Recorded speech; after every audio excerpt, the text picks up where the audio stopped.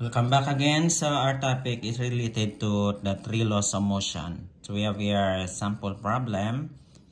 And find the acceleration of the object if the resultant force is 100 Newton and the mass is 10 kilogram. Do you know how to compute this? Para sa pagkalkula ng acceleration ng bagay, ginagamit natin ang formula.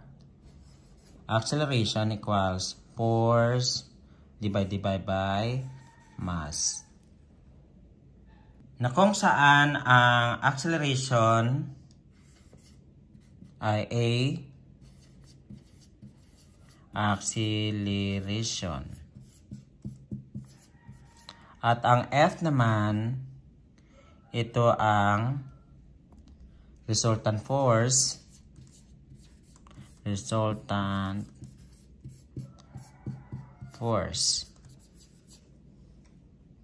At ang M, ang mass, or the amount of an object has.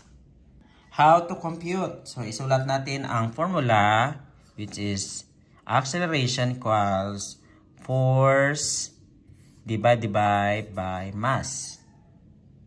Given. To solve the problem, we have to identify the given.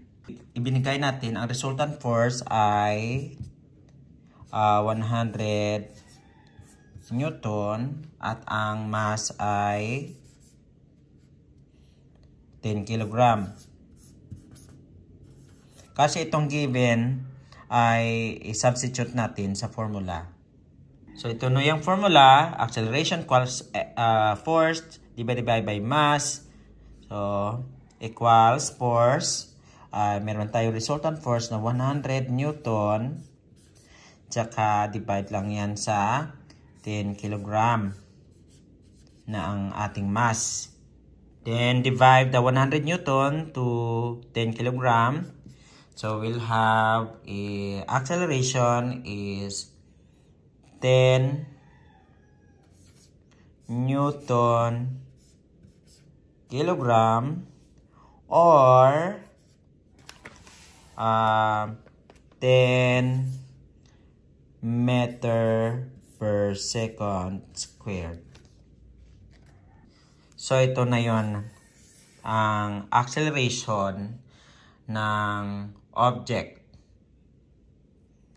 which is 10 meter per second squared. Gumagamit po tayo ng unit na meter per second squared kasi yan po ang unit ng ating acceleration. Do you have any question? Thanks for watching. Don't forget to follow my page. Salamat.